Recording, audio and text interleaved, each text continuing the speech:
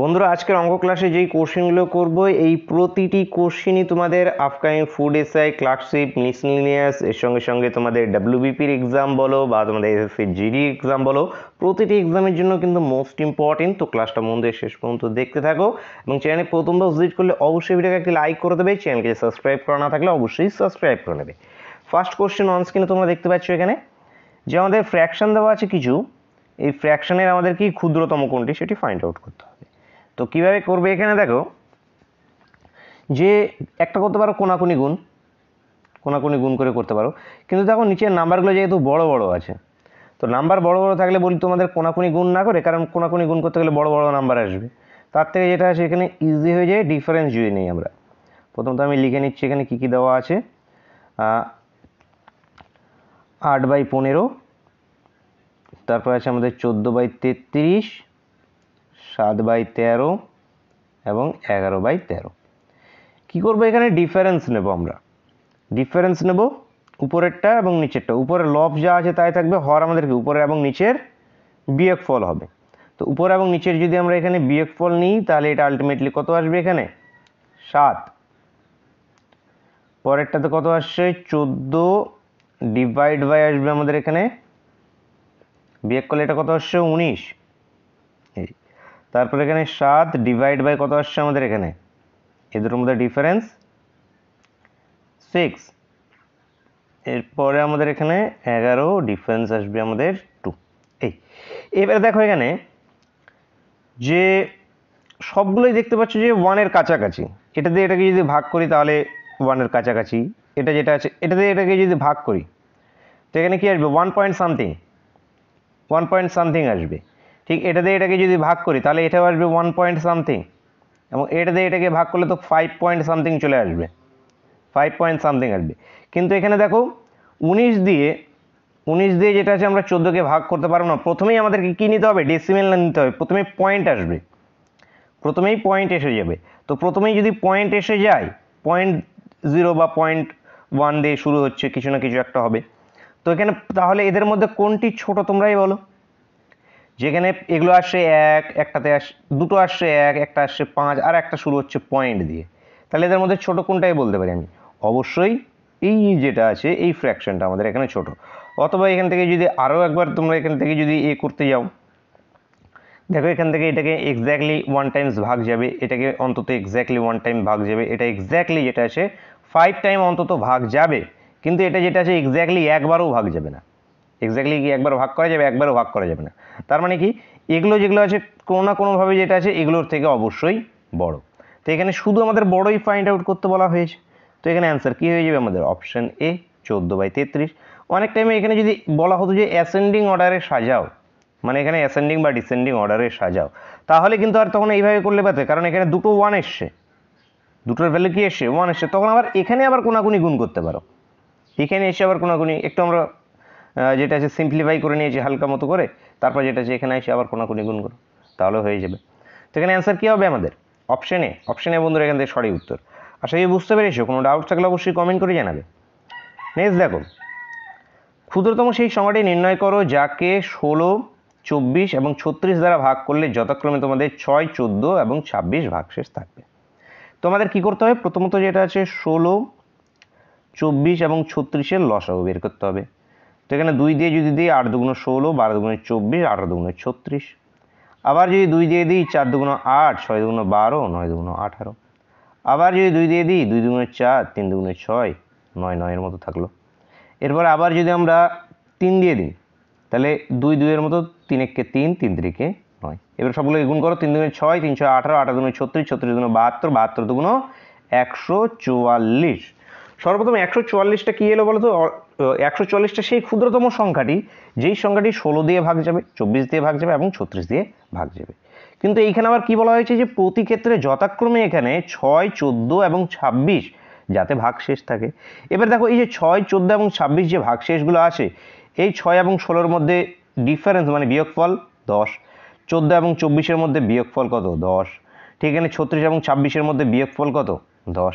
এরকম যদি সেম বিয়োগফল তোমরা পেয়ে যাও তাহলে এখানে যেটা রেজাল্ট বেরিয়ে আসলো সেই রেজাল্ট থেকে যেটা বিয়োগফলটা বেরিয়ে আসছে সেটাকে মাইনাস করে দেবে, তাহলেই তোমাদের উত্তর যেটা আসে 134। 134। তো 134 বন্ধুরা এখান থেকে আমাদের সঠিক উত্তর হবে।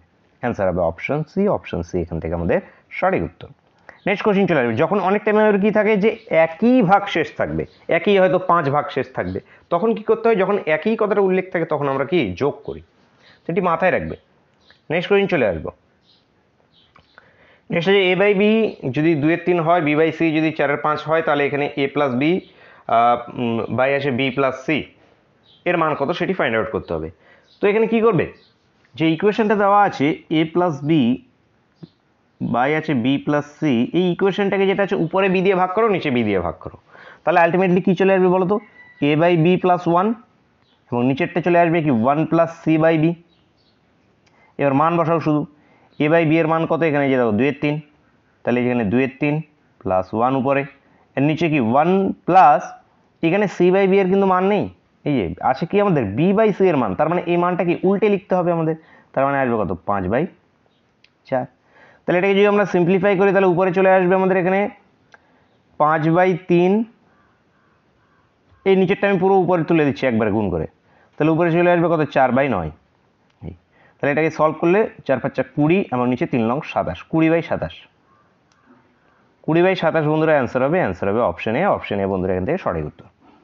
নেক্সট কোশ্চেন দেখো কি আছে, একটি ব্যবসাতে যেটা আছে এ ও বি যথাক্রমে মোট মূলধনের 1/3 অংশ এবং 1/4 অংশ মোট সময়ের 1/4 এবং 1/3 অংশ সময়ের জন্য বিনিয়োগ করে, বাকি মূলধন সি 1/2 অংশ সময়ের জন্য বিনিয়োগ করে, ব্যবসার শেষে 18,000 টাকা লাভ হলে এ কত টাকা পাবে সেটি ফাইন্ড আউট করতে হবে। তো দেখো এই যে এ, এই যে বি, এই যে দূরে নিচ্ছি আমি সিকে।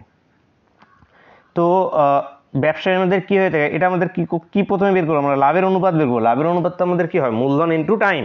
মূলধন ইন্টু টাইমকে যদি আমরা রেশিও করে নিই, সেগুলো আমাদের লাভের অনুপাত হয়ে যায়। তো এখানে মূলধন কত, 1/3 অংশ, এ 1/3 অংশ কত সময়, 1/4 অংশ সময়ের জন্য ইনভেস্ট করছে। বি এর ক্ষেত্রে কি আছে, 1/4 অংশ 1/3 অংশ সময়ের জন্য ইনভেস্ট করছে, কিন্তু সি এর ক্ষেত্রে এখানে একটু আলাদা। সি কি বলা হয়েছে, বাকি মূলধন। তো বাকি মূলধন কতখানি আছে, আর এ যেটা আছে 1/3 অংশ ইনভেস্ট করছে, বি যেটা আছে 1/4 অংশ ইনভেস্ট করছে। তো আলটিমেটলি এরা দুজন মিলে ইনভেস্ট করছে কত, 7/12 অংশ, 7/12 অংশ। তাহলে বাকি মূলধন কত থাকছে, বাকি মূলধন 1 - 7/12, 1 - 7/12 যদি করা হয়, তার মানে আলটিমেটলি 5/12, এই 5/12 অংশ সি ইনভেস্ট করছে। তার মানে 5/12 অংশ সি ইনভেস্ট করছে কত সময়, সি এর 1/2 অংশ সময়ের জন্য। এবার এদের মধ্যে রেশিও করে নাও, তাহলে আসবে 1/24, না 12, 1/24 না, 4 3 4 12, ইস্টু যেটা আছে আমাদের 1/12 এবং ইস্টু দিয়ে চলে আসবে আমাদের এখানে কি 5/24। এর ফ্র্যাকশনটাকে যদি উড়িয়ে দিতে চাই তাহলে কি করব, নিচেরগুলো লসাগু নিয়ে গুণ করে দেবো। তো নিচেরগুলো লসাগু যদি নিই তাহলে কত আসবে, 24, 24 দিয়ে গুণ করলে আসবে আমাদের 2:2:5, এটা বেরিয়ে আসবে। এবার এখান থেকে আমাদেরকে কার মান বের করতে বলা হয়েছে, যে 18,000 টাকা মোট লাভ, এর মান কত, তাহলে 18,000 টাকা মোট লাভ, এই হয়ে গেল 18,000 টাকা। এর অনুপাত কত, এখানে 2, ডিভাইড বাই কি সবগুলোর যোগফল 9, তাহলে এটা কাটলে কত আসবে, এখানে 2,000, তাহলে এখানে 2 দিয়ে যদি গুণ করে দিই 2,000কে, তাহলে আলটিমেটলি আসবে কত, 4,000।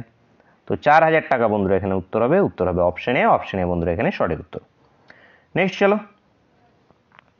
দেখো কি বলা আছে, 7টি সংখ্যার গড় যদি 13 হয়, একটি সংখ্যা বাদ দেওয়ায় গড় যেটা আছে 0.5 হয়, তার মানে 6টি সংখ্যার গড় কত হয়ে যাচ্ছে, 0.5। আচ্ছা, বাদ দেওয়া গড় যেটা আছে বেড়ে যায়, তার মানে 13.5 হয়ে যাচ্ছে। তার মানে এখানে 7টি সংখ্যার গড় যদি আমাদের 13 হয়, তাহলে 7টি সংখ্যার সমষ্টি কত, 7 × 91, এবং 6টি যেটা আছে আমাদের এ গড় কত চলে আসবে, 6 × 78, 78 আর 0.5 মানে 3, 78 আর 3 মানে 81। তাহলে এখানে 6কে যদি আমরা 13.5 দিয়ে যদি গুণ করি তাহলে আসবে কত আমাদের, 81। তাহলে এখানে কি যে সংখ্যাটা চলে গিয়েছে বা বাদ পড়েছে সেটা কি নিশ্চয়ই এদের দুজনের মধ্যে ডিফারেন্সটা, এদের দুজনের মধ্যে ডিফারেন্স কত, 10। তাহলে বাদ যাওয়া যে সংখ্যাটি, সেই সংখ্যাটির মান কত, বাদ দেওয়া হয়েছে কোন সংখ্যাটিকে, এখানে 10কে। তো অ্যান্সার বন্ধুরা অপশন সি। নেক্সট চল, দেখো বহুবার এই কোশ্চিন করিয়েছি এবং এই কোশ্চিনটা এভাবেই জিজ্ঞেস করা হয়, একদম হুবহু। তো এখানে কি এ একটি কাজ 10 দিনে, বি ওই কাজ যেটা আছে 20 দিনে করতে পারে, তারা একত্রে 5 দিন কাজ করার পর কাজটির কত অংশ বাকি আছে। তো এ যেটা আছে 10 দিনে করছে, তো প্রতিদিন কত 1/10 অংশ করে কাজ করছে। বি যেটা আছে একটি কাজ 20 দিনে করছে, প্রতিদিন 1/20 অংশ কাজ করছে। এ প্লাস বি যদি একত্রে কাজ করে তাহলে মোট কাজ কত করছে 1/10 প্লাস 1/20। তো আলটিমেটলি আমি বলতে পারি এখানে আসছে 20, এখানে আসবে 2 + 1 মানে 3/20। আলটিমেটলি উভয় মিলে 3/20 কাজ করছে। এবার একদিনে এটা কিন্তু, এবার এ প্লাস বি 5 দিনে কত অংশ কাজ করছে, তাহলে 5 দিনে কাজ করছে 3/20 ইন্টু 5, মানে বলতে পারি এখানে যদি 5 দিয়ে কাটাকাটি করি 20কে, তাহলে এটা 4, মানে 3/4 অংশ কাজ করছে। তাহলে কি 5 দিনে তারা 3/4 অংশ কাজ করছে। এবার কি বলা হয়েছে যে কাজ করার পর কত অংশ কাজ বাকি আছে, তাহলে 3/4 অংশ কাজ তারা করে ফেলেছে 5 দিনে, তাহলে বাকি আছে কত, টোটাল কাজ আমাদের 1 অংশ থেকে বাদ দিয়ে দাও, তাহলে আলটিমেটলি 1/4 অংশ। তো বাকি আছে বন্ধুরা আমাদের 1/4 অংশ, অ্যান্সার অপশন এ বন্ধুরা এখানে সঠিক উত্তর। নেক্সট কোশ্চেন কি আছে, দুটি সমান দৈর্ঘ্যের ট্রেন যথাক্রমে 75 কিলোমিটার/ঘন্টা এবং 85 কিলোমিটার/ঘন্টা বেগে পাশাপাশি দুটি লাইনে পরস্পরের দিকে আসছে, পরস্পরকে যেটা আছে এসে পরস্পরকে 18 সেকেন্ডে অতিক্রম করে, প্রতিটি ট্রেনের দৈর্ঘ্য কত সেটি ফাইন্ড আউট করতে হবে। তো এই দিকটা একটা ট্রেন, এই দিকটা একটা ট্রেন, দুটি ট্রেন। প্রথমে এটা 75 কিলোমিটার/ঘন্টা, এটা 85 কিলোমিটার/ঘন্টা বেগে আসছে, পরস্পরের দিকে আসছে, তাহলে কি আসবে রিলেটিভ স্পিড, এই দুটোর সমষ্টি, মানে 75 প্লাস আমাদের 85, আলটিমেটলি কত 160, এটা হয়ে গেল তাই কি রিলেটিভ স্পিড। এবার এখানে ডিস্টেন্স কি, এই ডিস্টেন্সও আমি ধরছি এক্স, এই ডিস্টেন্সও ধরছি আমি এক্স, তো আলটিমেটলি কতখানি ডিস্টেন্স সেইটা কভার করছে, অবশ্যই 2x, ডিস্টেন্স কি আমাদের যোগ হয়ে যাবে, তো এখানে কি 2x। তো এখানে টাইম কত লাগছে আমাদের 18 সেকেন্ড। তো এখান থেকে আমি কি বের করতে পারি, distance equals to speed into time হয় আমাদের। তো ডিস্টেন্স ইজিক্যালস টু স্পিড কত আছে 160 কিলোমিটার/ঘন্টা, কিলোমিটার/ঘন্টাকে মিটার/সেকেন্ডে কনভার্ট করে নেবো, কারণ এখানে কি মিটারে উত্তর আছে এবং এটা কি সেকেন্ডে ইউনিটে দিয়েছে। তো সেকেন্ডে করার জন্য কি করতে হবে আমাদের 5/18 দিয়ে গুণ করতে হবে। ডিস্টেন্স ইজিক্যালস টু কি স্পিড ইন্টু টাইম, টাইম কত এই 18 সেকেন্ড। ডিস্টেন্সটা কত, ডিস্টেন্সটা এই যে 2x, তাহলে এখানে ডি না লিখে এখানে ডাইরেক্ট করে দাও 2x। এখান থেকে কাটাকাটি করো, এটার সঙ্গে এটা যাবে, 20 দিয়ে এটাকে কাটলে এটা আসবে কত 80, তাহলে এক্স এর ভ্যালুটা আসলো কত 5 × 8 = 40, মানে 400। এই এক্স এর ভ্যালুটাই কি আমাদের ট্রেনের দৈর্ঘ্য, আর ট্রেনের দৈর্ঘ্য প্রতিটি ট্রেনের দৈর্ঘ্য এখানে সেম, তাহলে একটা ট্রেনের দৈর্ঘ্য কত এখানে 400 মিটার। তো অ্যান্সার বন্ধুরা অপশন বি এখান থেকে সঠিক উত্তর। নেক্সট কোশ্চেন দেখব কি আছে, এক ব্যক্তি স্রোতের অনুকূলে 15 কিলোমিটার/ঘন্টা বেগে এবং স্রোতের প্রতিকূলে যেটা আছে 9 কিলোমিটার/ঘন্টা বেগে দাঁড় টানতে পারে, স্থির জলে ব্যক্তির গতিবেগ কত। তাহলে স্রোতের অনুকূল মানে x + y 15 এবং x - y কত 9, এটা কাটাকাটি 2x = কত আসবে আমাদের 24, তাহলে x এর ভ্যালু কত আসবে আমাদের 12। তো 12 বন্ধুরা এখান থেকে উত্তর। স্থির জলের গতিবেগ কত x হইতে x আমাদের কি স্থির জলের গতিবেগ হয়ে থাকে, তো এখানে অ্যান্সার কি আমাদের 12। নেক্সট চলো কি আছে এখানে, কোনো ট্রেনের দুর্ঘটনায় যেটা আছে, কোনো ট্রেন দুর্ঘটনায় 20% যাত্রী ঘটনাস্থলে মারা যায় এবং বাকিদের 10% হাসপাতালে মারা যায়, যদি 72% যদি 7200 জন জীবিত থাকে তবে মোট যাত্রী সংখ্যা কত ছিল সেটি ফাইন্ড আউট করতে হবে। তো টোটাল 100% ছিল, তার মধ্যে যে 20% ঘটনাস্থলে মারা গিয়েছে, মানে আসে কত 80%। এই 80%-এরও 10% হসপিটালে মারা গিয়েছে, তো 80%-এর 10% কত বেরিয়ে আসবে আমাদের, তো এটার সঙ্গে এটা কাটলে মানে আরও 8% হসপিটালে মারা গিয়েছে, তাহলে আলটিমেটলি ছিল কত যে 20% ঘটনাস্থলে মারা যাওয়ার পর জীবিত ছিল 80%, 80%-এর মধ্যে থেকে আরও 8% হসপিটালে মারা গেছে, তাহলে আলটিমেটলি জীবিত আছে কত 72%। এই 72% জীবিতদের সংখ্যা কত 7200। এই এবার তাহলে মোট যাত্রী কত 100% অবশ্যই মোট যাত্রী, তাহলে এটি কত চলে আসবে 7200 / 72 × 100, এটি দিয়ে কাটলে এটা কত 100, তাহলে আলটিমেটলি আসবে 10000, 10,000 বন্ধুরা যাত্রী ছিল মোট। অ্যান্সার বন্ধুরা অপশন বি বন্ধুরা এখান থেকে সঠিক উত্তর। নেক্সট চলো দেখো কি বলেছে, যে এক ভদ্রলোক 800 টাকা দিয়ে একটি রেডিও কিনে তার উপর 400 টাকা খরচ করে, সে রেডিওটি যেটা 1500 টাকায় বিক্রি করলে শতকরা কত লাভ হবে সেটি বন্ধুরা আমাদের ফাইন্ড আউট করতে হবে। তো সিপিটা কি আসবে, কে কস্ট প্রাইস। তো আলটিমেটলি সেই ব্যক্তিটা 800 টাকা দিয়ে কিনেছিল এবং তারপর আবার সে রিপেয়ার করিয়েছে, তাহলে সেটাও আমাদের সিপির সঙ্গে যোগ হয়ে যাবে। তার যেটা আছে আলটিমেটলি জিনিসটার যে রেডিওটার কস্ট প্রাইস আলটিমেটলি এসে দাঁড়াবে 1200 টাকা। তো 1200 টাকায় কিনেছে, এবার বিক্রি করছে ঠিকঠাক করে, এবার বিক্রি করছে 1500 টাকা দিয়ে। তাহলে তুমি বলো ক টাকা লাভ হচ্ছে তার? 300 টাকা লাভ হচ্ছে, কিন্তু আমাদের টাকা চাওয়া হয়নি, পার্সেন্টেজ চাওয়া হয়েছে, কত পার্সেন্টেজ লাভ হয়েছে।